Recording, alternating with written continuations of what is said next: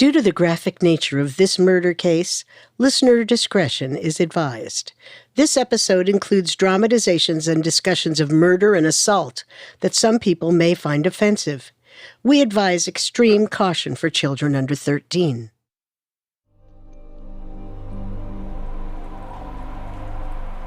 On the morning of Tuesday, January 14th, 1963, a bitter chill ripped through the town of Battle Creek, Michigan. Temperatures had fallen 10 to 17 degrees below zero. The 25-mile-per-hour winds and thick snowfall were intense, even for Michigan. For a few hours on that winter morning, the frigid conditions seemed like the only thing on anyone's minds. But something strange would soon get the whole town talking. The small house at 100 Juneau Street was home to Daisy Zick, her husband Floyd, and Daisy's young son Jim.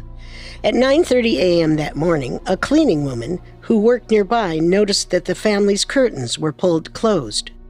Every morning, like clockwork, Daisy Zick would leave them open all morning until 11 a.m. when she shut them and left for work. Seeing the blinds down an hour and a half early was mildly unsettling. A few minutes later, a neighbor named Mrs. DeFrance noticed a man she had never seen before in the Zick family's outdoor breezeway. Daisy was known to host various suitors, but never this early in the morning.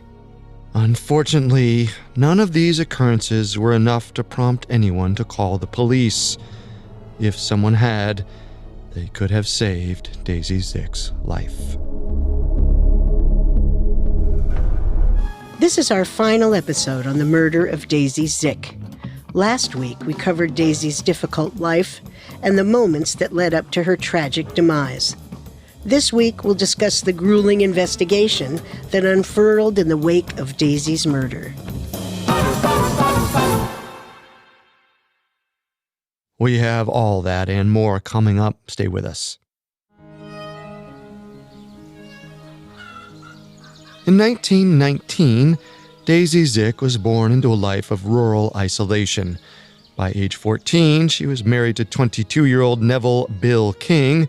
The two were married for 3 painful years.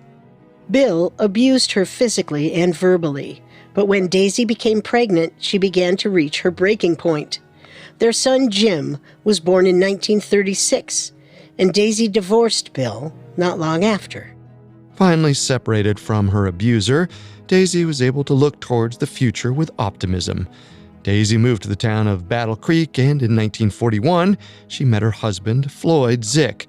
The two fell in love, and their honeymoon phase lasted well into the 1950s. But eventually, Floyd's drinking got out of hand and things began to sour.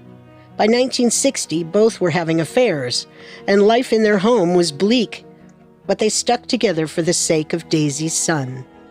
On January 14th, 1963, whatever sense of normalcy the Zick family clung to was shattered forever, when Daisy Zick was found dead in her own home with 27 knife wounds in her chest.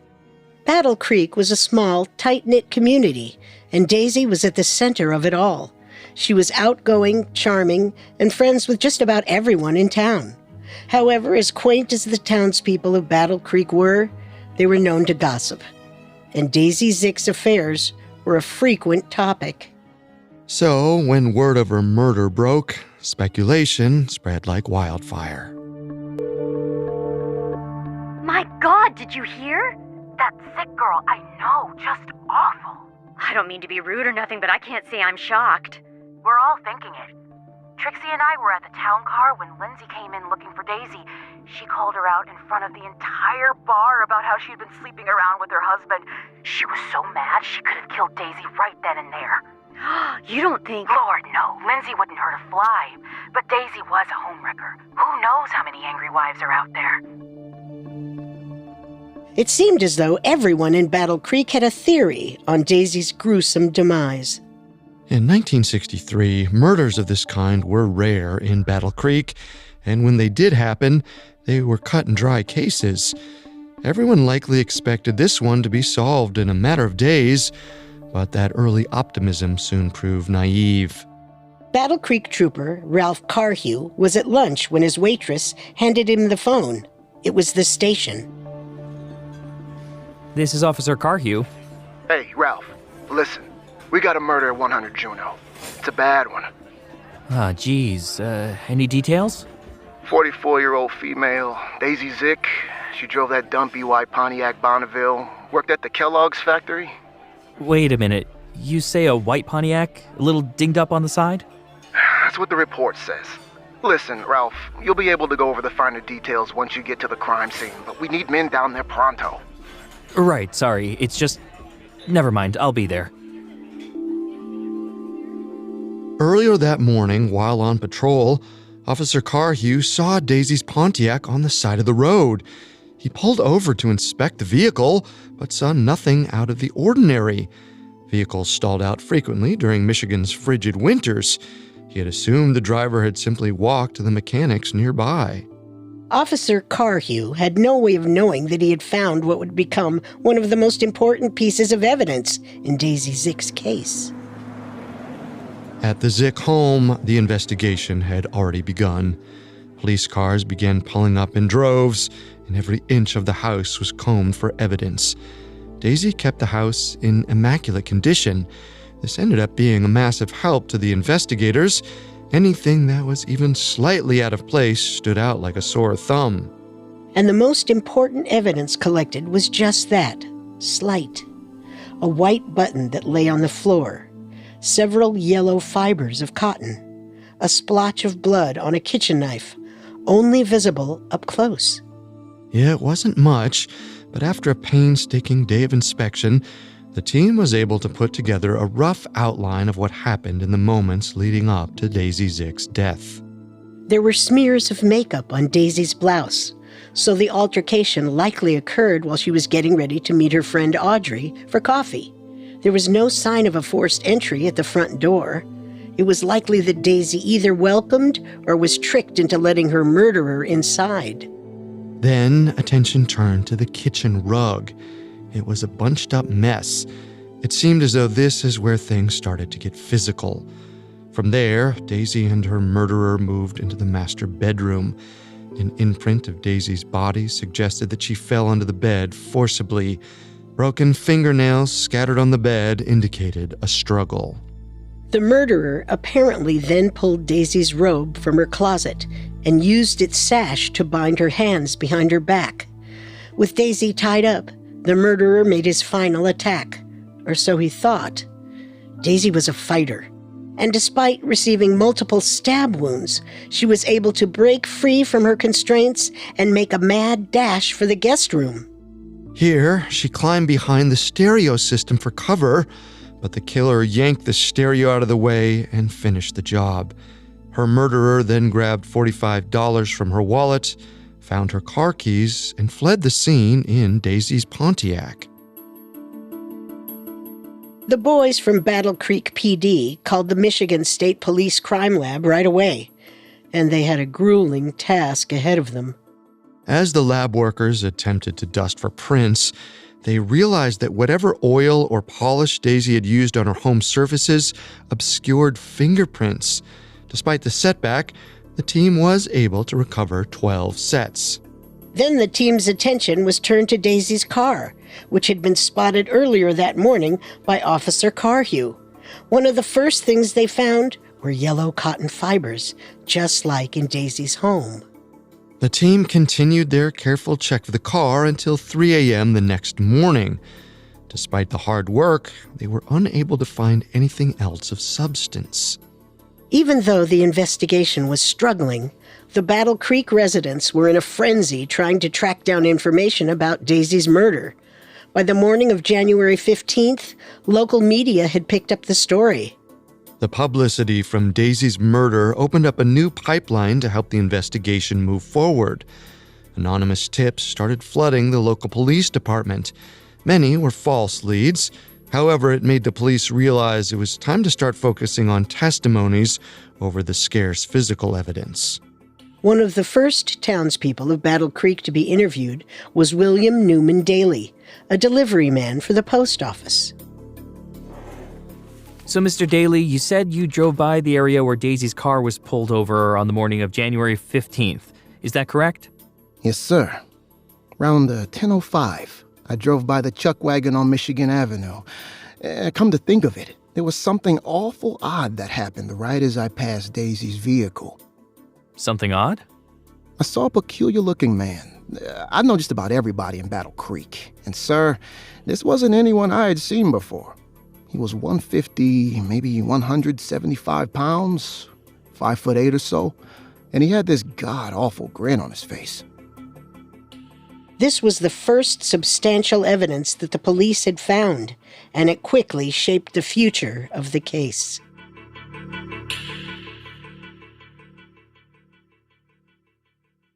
Coming up, we'll look at the convoluted investigation that stretched on for years after Daisy's murder.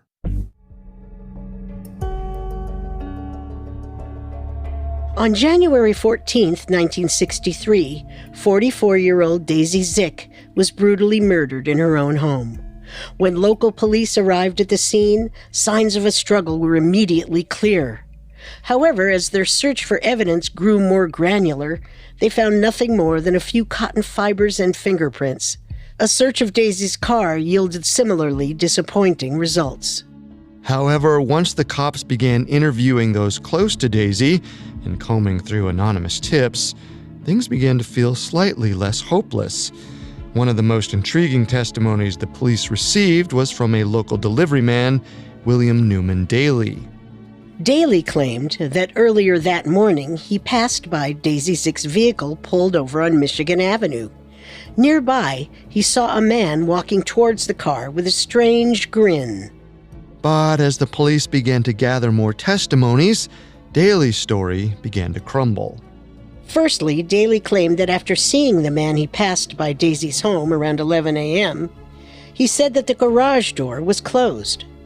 However, every other testimony that the police received noted that the garage door was wide open. And a number of people drove the exact same route as Daly at the same time on January 14th, but none of them mentioned this mysterious man. This caused the police to shift their suspicions onto William Daly himself. But with the investigation still in its infancy, the police had no choice but to explore the rest of their leads. Their efforts in the immediate wake of Daisy's death were sprawling and thorough. This was all thanks to the case's head detective, Charlie Kahn. Kahn was a good investigator, and he knew that just because a detail was small didn't mean it wasn't important. He teamed up with Undersheriff Wayne R. Fitch of the Calhoun County Sheriff's Department and started to dig into the case. Fitch was the department's chief investigator. He was just as detail-oriented as Kahn, and even more stern. The two made it their business to leave no stone unturned. As the team began plotting the rest of the investigation, they decided to start with the people closest to Daisy, her family, and her workplace. Not long after they discovered Daisy's body, Detective Kahn paid a visit to the Kellogg's factory to retrieve Daisy's belongings from her locker and search for any potential leads. The contents of her locker were nothing too surprising. Makeup, talcum powder, a shoehorn. But as Kahn rifled through these mundane items, he uncovered something that caught his eye. 2 gifts addressed to Raymond Honey. As he continued his search, he found a trove of love notes, all either to or from Raymond. Raymond Mercer and Daisy had been romantically intertwined for 2 years by the time of her death. Even though their relationship had been without troubles, Detective Kahn was quick to bring Mercer in for questioning. Mercer was able to provide an airtight alibi and even subjected himself to a polygraph test. He was soon dismissed as a suspect in the murder, but Daisy's close friend Audrey had yet to be questioned. The case's prosecutor, Noble Moore, had Audrey come to the station. He assumed that it would be a brief and mild-mannered discussion, but it didn't exactly go as planned. Miss Heminger, you can't quite seem to keep your story straight. Now, was Daisy involved with the men in the factory or not? I told you, the only one I know about is Ray. I mean, Daisy liked to sleep around, but I don't know. She only told me so much. What about you, Miss Heminger? Are you faithful to your husband? How dare you? Word on the street is you and Daisy like to compete with each other. Rack up the body count, as one of your friends put it. What are you implying? The men here. I know all about it. You two see who can sleep with the most coworkers, treating people like they're just part of some sick game. I have no idea what you're talking about. You know exactly what I'm talking about. Moore became so agitated during Audrey's interrogation that he pushed the woman to tears. She burst out from the police station and ran home on foot. From that point on, she refused to help in the investigation. The detectives pressed on. Next up, the team turned to Daisy's fellow factory line workers. Most had little or no information to offer regarding the case, and all consented to polygraph tests. The police turned to any employees at the massive plant who could have possibly fit the description of the stranger seen by Mrs. DeFrance, a tall man in a blue coat who was outside Daisy Zick's breezeway earlier that morning. They ended up interrogating employees who had never even met Daisy before. This deep dive into Kellogg's employees lasted 3 agonizing months, and no substantial information surfaced. Still, the men working the case were interested in digging deeper into Daisy's romantic past for a potential suspect. They scoured Daisy's entire dating history and tracked down as many men as they could find, but nothing brought them any closer to a lead.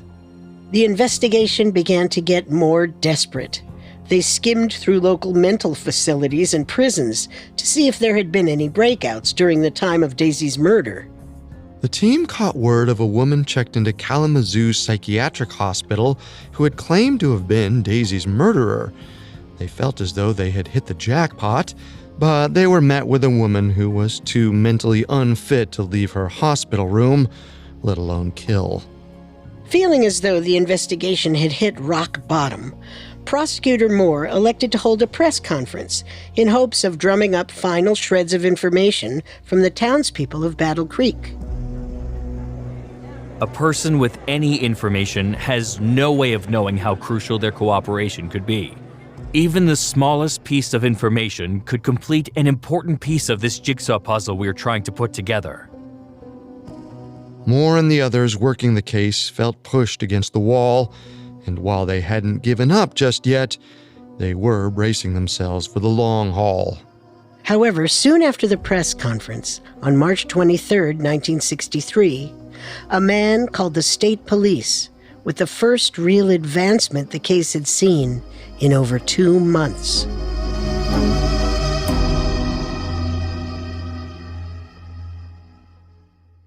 Coming up, we'll discuss how one tip changed the course of the Daisy Zick investigation completely. Now back to the story. In the spring of 1963, the police launched an extensive investigation in hopes of pinning down Daisy Zick's murderer. The task proved to be more daunting than anyone could have anticipated. The team spent 3 agonizing months combing through every piece of evidence they had and following every lead they could scrounge up. But still, they were no closer to pinning down Daisy's killer than when the investigation first began. In an act of desperation, the case's prosecutor, Noble Moore, held a press conference. His hope was that by addressing the people of Battle Creek directly, he could finally drum up a lead, but he knew it was a long shot. Despite the pessimism that lingered in the air, the press conference yielded almost immediate results. Afterwards, the local newspaper in Battle Creek published a story regarding the Zick murder. And on March 23, 1963, this article prompted 49-year-old Garrett Vandermeer to contact the Michigan State Police. You said you had information regarding the Zick case? Yes, sir. I believe I saw that Pontiac on the day she was murdered. You mean pulled over on the side of the road? Yeah, we've had plenty of people who said they saw it there, but... No, driving. Around 11 a.m. or so. Excuse me? I was on Michigan Avenue, and that same Pontiac was in front of me, driving and swerving and stopping like the driver was in some sort of state. Then the car just pulled over onto the shoulder and stayed there. But Daisy wasn't behind the wheel. No, it wasn't Daisy. You didn't happen to get a good look at who was driving, did you? It was a man. He stared at me and I stared right back at him. He had this dark jacket on, dark blue I'd say. A good-sized fellow, good-looking. He had a bit of color in his face. It was white, just a hint of red. Mr. Vandermeer, I cannot stress to you how crucial this information will be to our investigation. Well, I'm happy to help. The most peculiar thing about him was his hair. He had it combed straight back in the parts. It puffed up in the front and had a little wave to it. Would you be able to come to the station, Mr. Vandermeer? Sure, I suppose so. When do you need me? As soon as humanly possible. The importance of this one tip cannot be overstated. It was the only first-hand account of what Daisy's murderer actually looked like. Not to mention, all of Vandermeer's information lined up with the other testimonies that the police had received. Daisy's car, the dark jacket, the fact that the murderer would have been on the road around 11 a.m. This was the first true break that the case had received, and Detective Kahn was quick to bring Vandermeer into the station. Vandermeer helped provide numerous physical details about the driver, even going so far as to specify what his hands looked like. After rigorous questioning, he helped police sketch artists create a composite image of the alleged assailant. Having a witness to Daisy's murderer could have been a massive asset, but the team was miles away from even putting a name to a face, let alone nailing down a court date. And unfortunately, this testimony was just one faint glimmer of hope in a decades-long case marred by disappointment. The first setback occurred on May 7, 1963, when one of the case's key investigators, Detective Wayne Fitch, died suddenly of a heart attack while mowing his lawn. Fitch was a crucial player, and his loss affected the case greatly. By 1964, the tips had stopped coming in. It wasn't long before all of their leads went completely cold. Just as things were starting to fire back up, it had stopped dead in its tracks. For 3 long years, the case faded into obscurity. It seemed like Daisy Zick's death would never be solved. But in 1967, a new recruit of the Michigan State Police breathed life back into the case. Leroy Steinbacher was an aspiring up-and-coming detective, and after receiving an anonymous tip about Daisy Zick, he single-handedly reinvigorated the case. This is Detective Steinbacher. Yeah, I got a tip for you. About the Zick girl. The who? Oh, that case from 4 years ago. Sure. May I ask who's calling? Do you want to know what I have to say or not? Of course. Go on. Look, if you go back into the case, you'll probably see someone by the name William Daly mentioned a few times. Right. The mailman, was it? Well, about a week ago, I was at a bar with him. He was real messed up. Liquor. Maybe pills. But he walks up to this woman and tries to get her to have a dance with him. She says no, and he got real mad real quick. Then he said something that made my head turn. I heard him say that he was about to do to her what had been done to Daisy Zick. And so you're saying... What I'm saying is, if you knew what I know about William Daly, well, it wouldn't be much of a shock to find out that he was the one who killed Daisy Zick. Steinbacher immediately dredged up as much information on 42-year-old William Daly as he could find. The first thing to catch his eye was the testimony that he gave back in 1963, only days after Daisy's murder. Daly's testimony was inconsistent with every other testimony they had on file. This seemed immediately suspicious to Steinbacher. The more Steinbacher looked into Daly and his testimony, the more suspicious he became. Daly was called into the Battle Creek police station for questioning. Daly was uneasy throughout their conversation and very easily agitated. Daly changed his original story about seeing a strange man on Michigan Avenue. Now, he said it was actually a woman. Daly also stated that he had plans to leave Battle Creek. He was preparing to move to Panama City, and soon. Steinbacher moved on to questioning Daly about an arrest that he had in 1966. Daly had parked a few blocks away from his ex-wife's home, got out, kicked in her door, and assaulted his ex-wife's new boyfriend. However, previous testimonies said that Daly had actually intended to attack his daughter-in-law. Although Daly was beginning to look like a prime suspect, a number of new leads suddenly appeared that distracted Steinbacher from pursuing him further. A Kalamazoo County Jail inmate named George Borden claimed to know a man who took credit for Daisy's murder in 1966. The police arranged to meet with this Borden and hear his story. He claimed that a man named Norman Baker had admitted to murdering Zick after a night of drinking. The police looked into it, but Baker didn't seem like a realistic suspect. Several other jailhouse confessions surfaced over the next couple of years, and each one turned out to be duds. In 1967, Steinbacher was able to turn his eyes back on William Daly, but by this point, Daly was long gone. Unable to get in touch with Daly, Steinbacher reached out to the next closest thing, 24-year-old Susan Denny, Daly's daughter-in-law. At the time of Daisy's murder, Denny was living with her husband and William Daly. She was able to vividly recall her father-in-law's bizarre behavior on the day of the murder. He came home in an awful mood, reeking like he'd been drinking. When I asked what the matter was, he said something about the Zick girl. When you say something, do you mean... No, nothing like a confession. But he said that she had it coming, and he was even madder about the police. In what way? Oh, he said he had a good lead for them, and they just brushed him off, ignored him. And then they forced him to sit down for one lie detector test after another, no matter how much he protested. A lie detector? Listen, I appreciate you coming down to speak to me, and I know how memory is, 4 years ago especially. But I have the police reports right here. No one ever gave your dad a polygraph. Don't patronize me, detective. I remember the day just fine. And I remember every word he said. I can hear it every time I smell stale vodka on someone's breath. Hey, listen, I didn't mean to offend.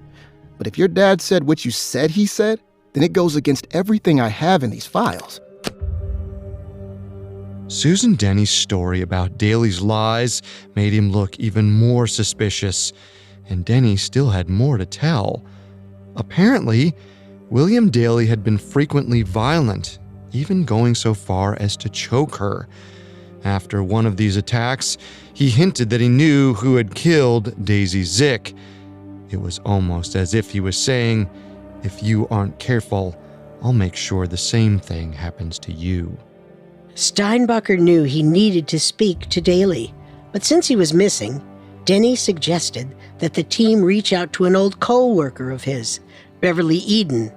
Eden supported Denny's claim that William Daly had been acting very strange on the morning of January 14th, 1963.